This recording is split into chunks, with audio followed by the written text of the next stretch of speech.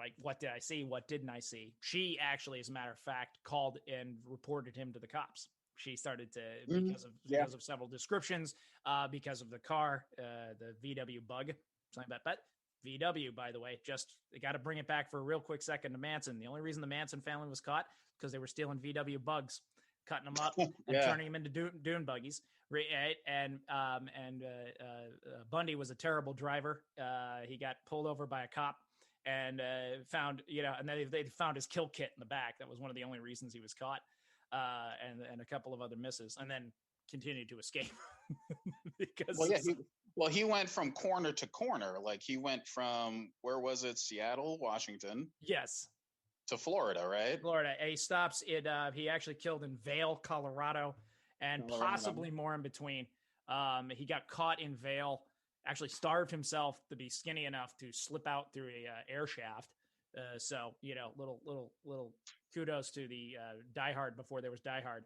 And then, made it down, was just kicking it in the sunshine in Florida when he finally got caught, but not after a heinous killing spree. So 3 of clubs. Rashawn, what you got for us? First, I would like to say that this podcast is unofficially brought to you by Angels Envy. Unofficially, you guys can pay us. If you're listening and you want to sponsor us, Angels Envy, we are more than open to it. Especially for some good whiskey. That was a plug.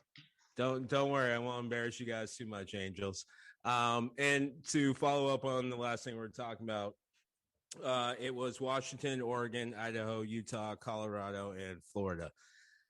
Ted Bundy, to me, cracks me up. He cracks me up because he is one example of America's myopia towards race coming home to roost. He literally would have been caught so many different times if he wasn't just a generic. He's not a good-looking white man. Let's be clear. He's not a good-looking man, period.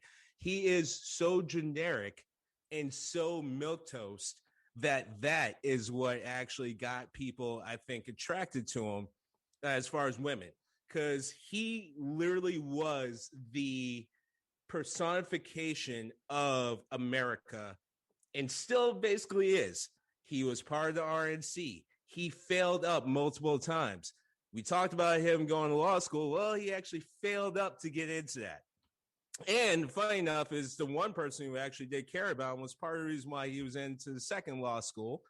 People cared about this average looking, slightly idiotic person because he just basically fit the image of America.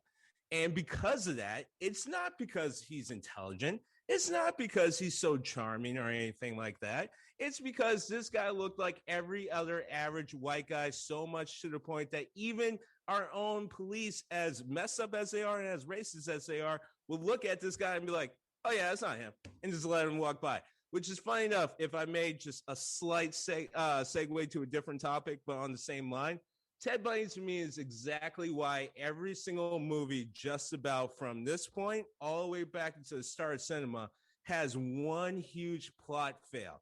And it is normally someone gets through somewhere because they're a white guy and that's it. Literally, it's a guy walks into a hospital. He puts on scrubs. No one says anything. He's a white guy. Guy walks into the police station. I was just watching Lethal Weapon 3. This guy just walked into a damn interrogation room and shot someone dead, and no one even stopped him. Why? Because he's just a white guy. Just a white guy walking through. We just had a freaking insurrection in our own capital. Why? Because a bunch of white people were there. Everyone's like, I don't even know who to stop. So Ted Bundy is literally exactly that. He is the guy. America created him. They created this image of this person. They created everything he personified into one human being, as if the gods were like, if you don't learn from this, we don't know what to do with you. Put them together. He went through the United States just killing little innocent white women. Why? Because they thought for 1 second they were going to get a piece of the American dream. Because if anything looked like the American dream during that time period, is Theodore Robert Cowell, a.k.a. Ted Bundy. Cheers. All right, I'm just going to go online. I'm just going to go a couple things I want to put on the record officially. Firstly, that is amazing. You dropped a Lethal Weapon 3 reference. 3. Right, we're not don't even remember that one. Well, most people don't, but it introduced the female love interest that lived for. And I'm now forgetting her name. I feel terrible right now. Renee Russo. Renee Russo. Thank you. Wonderful actress. Was that the one with Jet Li? No, that's 4. That's 4. Yeah. Oh, yeah. And that had Chris Rock too. So that was awful movie. Yeah. Awful it really was bad. No, unfortunately that they officially had. And they're making it a 5. And they're making a 5, yeah. And you're officially too old for this shit. Yeah, we all are. Yeah, everyone is too old for this shit. But I mean, I don't want to digress, but I got to be honest. All this nostalgia is fucking killing me. It is getting a little hard, even even for those of us who want to make our living on it. But also want to say that I love the term milk toast. I just absolutely adore it. So fantastic. I want to say that. Drawing a line between Ted Bundy and the Capitol riots, fantastic. That was good. Yeah, that was good. And doing all of those things, I just got to point out Mr. 3 of Clubs. You just did everything that sort of the mission statement that we in the Steam Gentlemen set out to do right there. That was everything we wanted. Here. I benefit greatly from listening to you two first, and then all I'm doing is just like, yeah, that's the right answer. That's the right answer. Yeah, I'm the kid who waits for everyone else to say something in class, and then I'll say something at the end, and the teacher's like, yeah, good. Nice job, Rashawn. I didn't do shit. I have 2 boys, and you know what I'm telling them? Be that kid. That kid, yeah. I love my oldest, but my oldest is always trying to be the smartest one in the room, and I love him. And I'm like, don't do that. Like, he's always like putting it out there first. I'm like, sit and listen more, right? Be like your younger brother. He watches first, and then he hits hard. So, all right, I love it. But I mean, go ahead. 2 things. First, all the way through school, right up until college, I always went first because I just want to get it over with. Bring it, teach. And secondly, all right, we're guys, so we're kind of not in a really good place to really measure Ted Bundy's fuckability. But, I mean, the point is, especially for having 70s hair, I mean, he really was a fuckable specimen. All those other things Rashawn pointed out, absolutely true, 100%, no question about it. I just got a challenge. Yeah, because, this clearly would be the thing that I would challenge. It's just, right? That's why we bring you to this party. Yeah, it was a thing, Ted Bundy was, I'm not saying I would like the 50-year-old Irish dude. Like, I'm not saying I'm just saying for the age, he was right up there with Greg Brady. All right, but I'm saying here, but I think you are saying the 50-year-old Irish dude versus Ted Bundy. I'm putting the proverbial gun to your head, which is kind of bad because you're going to walk out dead from Ted Bundy. But you're picking Ted Bundy, is what you're saying. Look, man, the 50-year-old Irish guy ain't getting it up. So all right. You haven't seen him dance. That's not fair. It's not going to happen. No, and failing Sorry, upward. go ahead, Josh. Failing upward, absolutely. Like that guy was an absolute example of failing upward in everything he did, even in his serial killing. Like without there's like 7 times in this guy's life that he could have been stopped. However, the only reason why he wasn't stopped is because someone looked at him and was seriously like, he looks like a good-looking white boy. All right, let him come in. No. The fact that he even got to the RNC, the way he got into the RNC was completely fraudulent. But they were kind of like, yeah, whatever, man. You kind of look like it, so let's go with it. Now, here's the effed up part for you. I'm willing to bet, and no one's ever going to admit to it, but I'm willing to bet Alex P. Keaton was designed to look almost like him. Dude. If you look at Ted Bundy pictures from the RNC and then you go to Alex P. Keaton, it is almost a direct line. Guys, I don't know if you were talking behind my back because I did give you the subject matter for today, but Greg nails the first segue. Rashawn nails the second segue because we're moving out of the 70s into the 80s. All right, we've gone from bell bottoms. Angels envy, baby. Pay us. Woo! Woo! I think they should. I absolutely think they should, if nothing else, in whiskey. But yeah, we're moving out from some potentially questionable styles. Those styles I still kind of love. I think the high style was better than the 80s. I really got to be honest. I've been looking at, been watching a lot of documentaries lately. And That's fair. Yeah. I still think the high style of the 70s beats the high style, the permed hair and what have you. Still plenty of sex, still plenty of discotheques, still all of that going on. We did discover cocaine, like really discover cocaine. And that's part of the zeitgeist. Rediscovered. Because yeah, this country loved cocaine coming out of the 1900s. Fair enough, but man, if they were flirting with cocaine in the early 1900s, man, we wanted to get married to fucking cocaine in the 80s, man. We put it in our soda. We did. It was in our soda. Come on, man, you can't marry something any more than that. We did. No, but the important thing was crack. But we dolled it up, right?